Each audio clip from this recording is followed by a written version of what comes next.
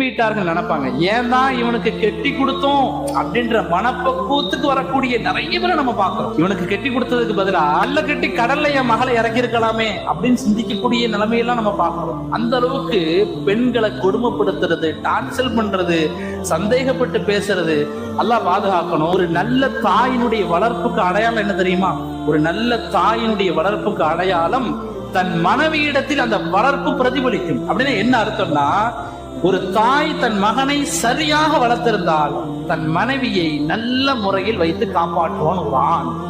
ஒரு தாய் தன் மகனை சரியாக வளர்க்கவில்லை என்றால் தன் மனைவியை கொடுமைப்படுத்தக்கூடிய கேவலமான ஜென்மமாக அவன் இருப்பான் என்று அரபு கவிஞர்கள் சொல்லுவான்.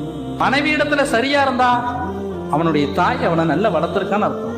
மனைவி இடத்துல கெட்டவனாக மோசமானவனாக இருந்தா அவன் தாய் அவர்களை சரியா வளர்க்கலை என்று அர்த்தம்.